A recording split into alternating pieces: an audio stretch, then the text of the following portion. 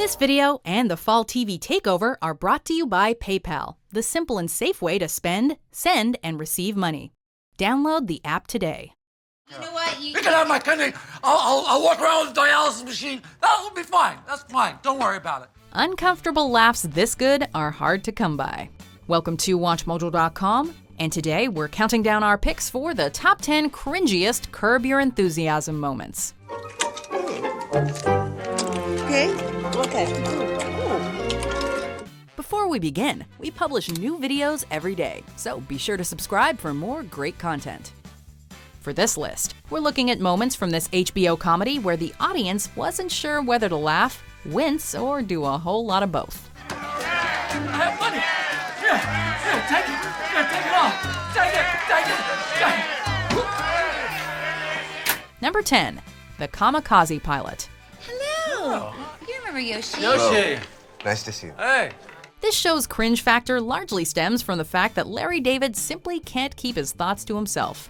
Out to dinner with his wife Cheryl and a Japanese art dealer named Yoshi, Larry drops a bomb of awkwardness. It all begins when Yoshi mentions that his father was a kamikaze pilot during the war, but survived the attack. Wouldn't he be dead? Not all of them died. I know, but kamikaze pilot. As far as Larry's concerned, you can't call yourself a kamikaze pilot if you're still alive. To make matters worse, he orders the chicken. This naturally gets under Yoshi's skin, as well as the audience's.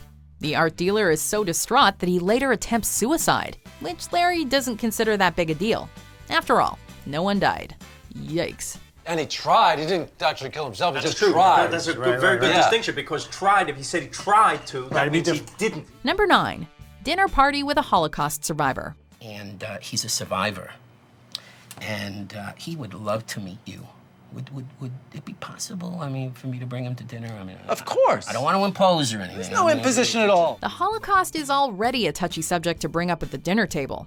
Throw Larry into the mix, and you have a recipe for disaster. After Larry's father invites a Holocaust survivor to Larry and Cheryl's 10th anniversary dinner, the rabbi asks if another survivor can come too. What Larry doesn't realize is that this particular survivor was actually a contestant on the reality show. Survivor. I was over in Australia. Yeah. I'm a huge fan of Seinfeld. He really is. Yeah. How is Jerry? This amounts to a hysterically uncomfortable debate in which the two very different survivors argue what's worse, being held prisoner in a concentration camp or being stuck on an island littered with first world problems. As the conversation reaches its boiling point, everything blows up in Larry's face. It's a miracle he survived. I'm a survivor. I'm a survivor. I'm a survivor. I'm a survivor. I'm a survivor. Number 8, beloved, see you next Tuesday. Devoted sister, beloved aunt, died of undisclosed causes. Even when he acts with good intentions, Larry David inevitably winds up at the center of controversy. Following the death of Cheryl's beloved aunt, Larry is tasked with writing her obituary. Although Larry's words are respectful, the newspaper makes a cataclysmic spelling error. Needless to say, Cheryl and her family are not all that pleased, pinning the blame on Larry. Louise Honan, devoted sister, beloved cunt? What? Watching Cheryl's mother break down in tears only adds to the tension, as well as the hilarity. Larry is consequently kicked out of his own house. This is why the letters A and C should be kept on opposite spectrums of the keyboard, and why you should never dictate important passages to friends with questionable handwriting. When I die, let someone else handle the obit, okay? Number 7, affirmative action. Dr. Graham, this is my friend Larry David. Hi, how He's you my doing? dermatologist. Hi, really? Oh, yeah, what, for 15 years already? Even with the whole affirmative action thing? Upon meeting Richard Lewis's African-American doctor, Larry cracks a joke about affirmative action. For those that don't know, this is when a disadvantaged group of people is given a leg up. Although Larry was just trying to be funny, the doctor understandably is not amused. As cringeworthy as this encounter might be, the tension is kicked up to 11 when Larry is forced to relive the incident in a room full of black people. You let him work on you even with the whole affirmative action thing? Thankfully, everyone eventually laughs it off. But just when you let your guard down as a viewer, a black woman enters the room and labels Larry a racist for not hiring her. This is the cringe that keeps on giving. My friends, this is Larry David, the man who refused to hire a sister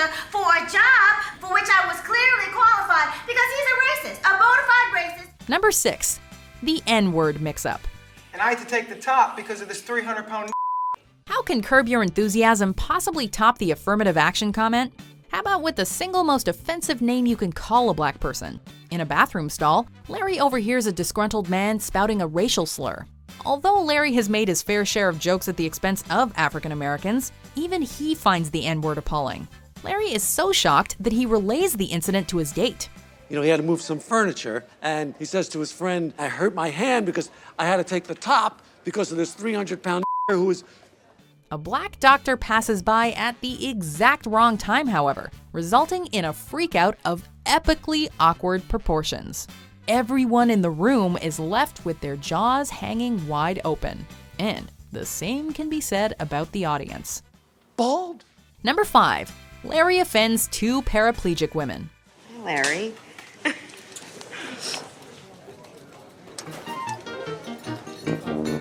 Larry is taken aback upon realizing that his latest love interest is in a wheelchair, but gives the relationship a chance regardless. After losing his BlackBerry, Larry can't get back in touch with the woman he has labeled Denise Handicap. Trading in one paraplegic date for another, Larry attends a violin recital with a woman he refers to as Wendy Wheelchair. I'm Wendy. Hi.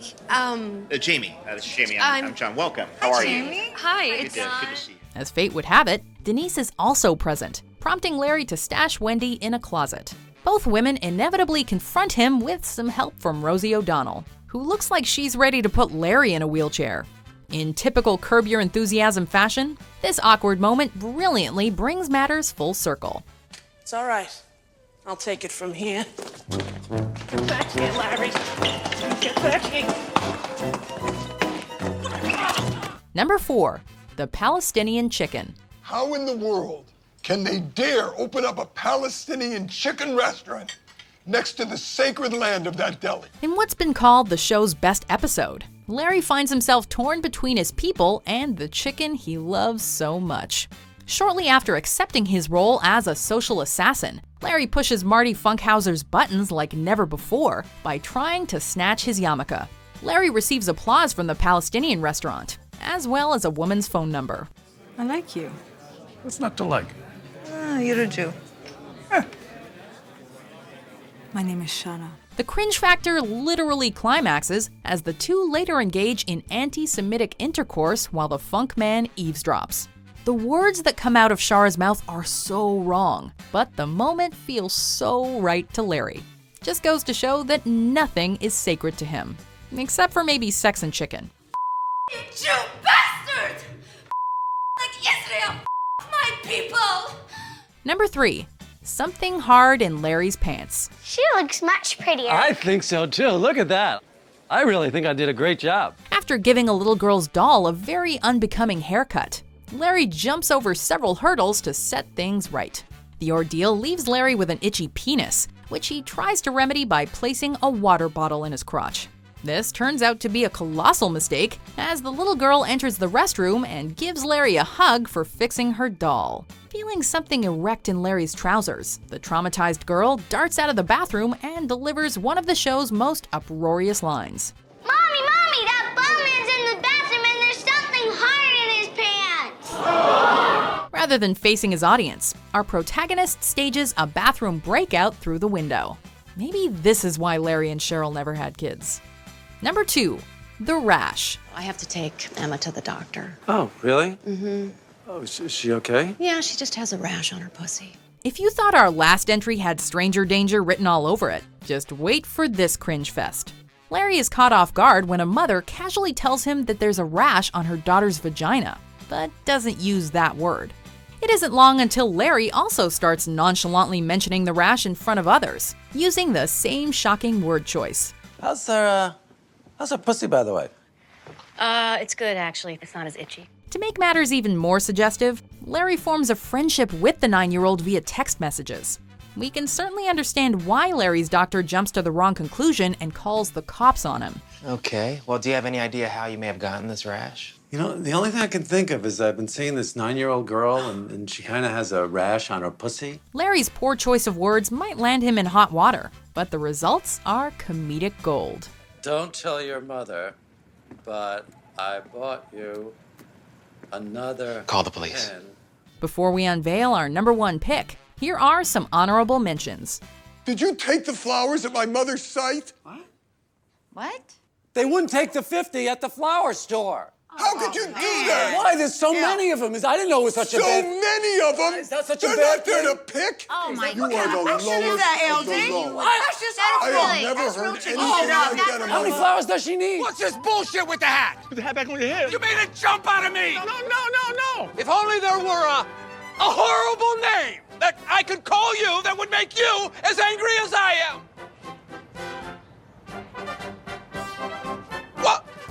Oh, you... Can a ball worth in excess of $20,000 just disappear into thin air? Want to tell me what you're driving at? I'll tell you what I'm driving at. I submit you took that baseball, stashed it in your unusually large vagina, and walked right on out of here. #1, he's not a skinhead. Okay, park your car and come up, okay?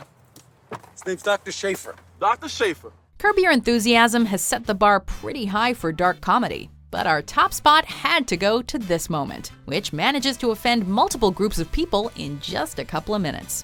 In a doctor's waiting room, a bald man bombards Larry with a slew of hate-filled slurs. Looking at you, boy. Faggot.